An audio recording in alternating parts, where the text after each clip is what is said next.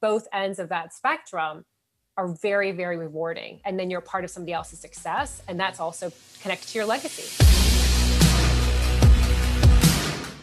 Love it. So that's like step number one, right? So getting connected with like Violette and a networking entrepreneur, going to level up the mindset, get around people who are hearing the same story. So Violette, what's step number two, right? Once they're there and they are starting to break through, with their mindsets, what's the next step of action that they can take to level up either their online presence, their brand, their marketing?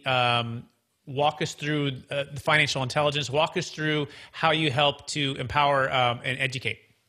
Sure. So I think in addition to, so we have weekly classes that are live and they're with experts, and that's really great because they can ask questions to, women that generally would charge $200, $300 an hour. They have access to that. So we do that every Thursday. We do free group coaching. We also do now virtual networking.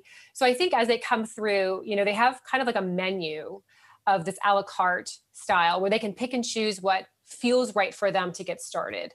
But really it's a constant, and again, I use the word evolution, that you come through and you start just getting engaged. So taking the classes, taking the group coaching, doing the virtual networking, a reminder that our network is everything, collaborate, partner up, always look to see like, what can I do better? Review every week to see like, what did I do not so good? What did I do really well?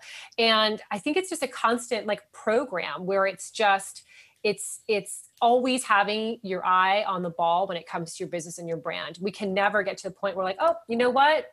I got that big client. I can just kind of sit back now, and go away for a summer or 2 summers or a whole, and just kind of take it easy.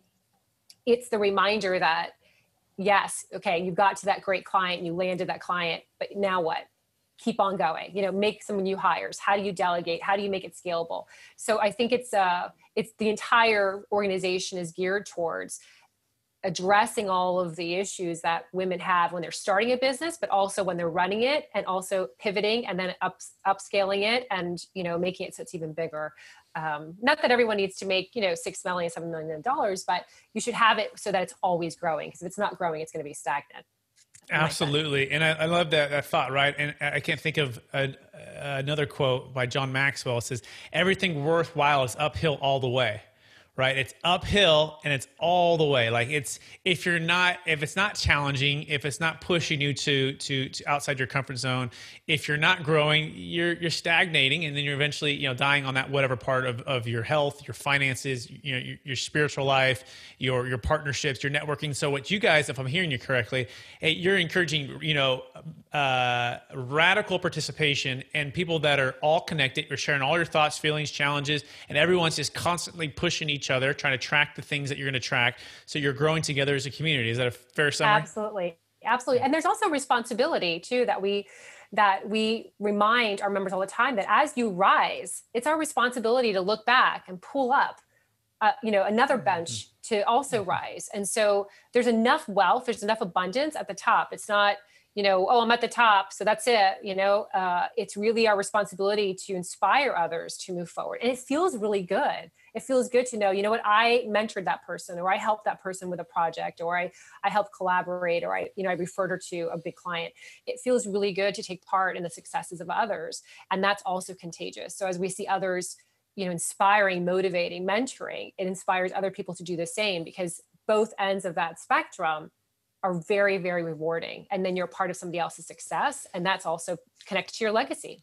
Absolutely. And the way I think I'm hearing it's part of their transformation, right? And it's not just finances. Finances is just a small part of it, right? It can be a big part for transformation and getting freedom and stuff, but it's just one part of your character, your development, your leadership, right? Your ability to break those false beliefs and change like families. I know my grandmother growing up, she had 5 kids, lost one child at age 10 to a brain tumor. Her husband, they divorced, and she basically is working 14-hour days. And she's like my inspiration for like that. She's like the God woman of the family, right?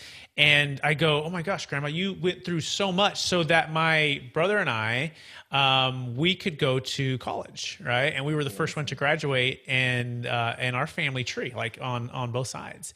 And that has propelled us to new heights. But you're exactly right. As soon as we have that blessing, we're here to have that responsibility to go back and bless others. And that is more rewarding than anything else.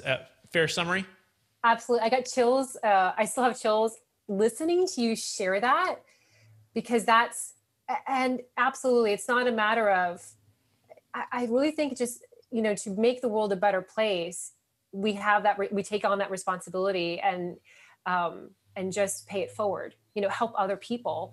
I'm a huge believer in karmic business, like as you share, you receive. Even networking skills, like we talk about networking all the time, like, here's how to properly network, is to be of service. How can I help you without expecting anything in return? And then kind of going into that. I mean, that's a whole other conversation, but I just love that you shared that, because I'm adding tons of exclamation points all over that.